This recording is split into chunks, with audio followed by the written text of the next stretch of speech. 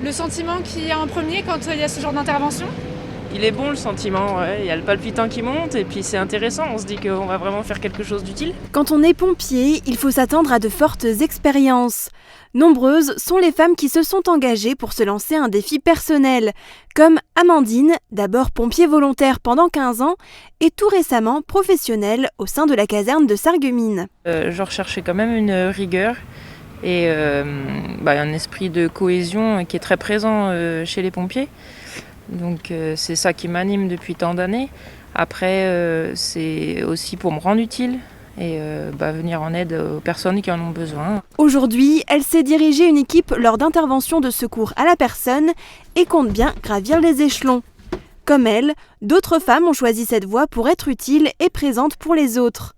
Anne est sapeur-pompier volontaire à Sarreguemines depuis 7 ans et a démarré par les jeunes sapeurs-pompiers. C'est quelque chose qui m'a toujours attirée, aussi bien le côté, déjà l'uniforme, la discipline qu'il y a chez les pompiers et après le côté de porter secours aux autres, les interventions, il n'y a jamais de routine, ça change tout le temps. Voilà, c'est vraiment quelque chose qui m'a toujours attirée.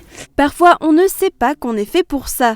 La vocation peut venir par hasard grâce à l'entourage. C'est le cas d'Estelle qui s'est laissée tenter par l'aventure. En 1997, son cousin pompier l'amène dans son unité où il cherche de nouvelles recrues. Donc on fait la rencontre avec le chef de centre, il nous explique un petit peu et je lui dis pourquoi pas.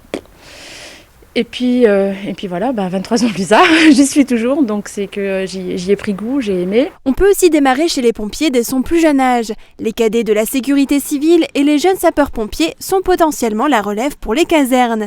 Maëlys en fait partie depuis 4 ans déjà. Je peux sortir quand il y a une intervention dans mon village et sinon je prends des gardes à Rohrbach ou à Sarreguemines en tant qu'apprenante, donc je suis sur l'ambulance pour voir comment ça se passe une intervention et après plus tard passer des formations pour monter dans les grades en fait.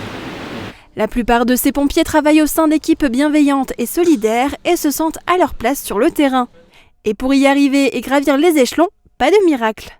C'est vraiment une belle expérience, une belle école. Je pense qu'on apprend des choses sur le point professionnel, mais sur le point relationnel, sur la vie de tous les jours. Voilà, j'encourage vraiment tout le monde. Après, au niveau des femmes, faut pas qu'elles aient peur. C'est vrai que c'est un milieu masculin, mais on a notre place.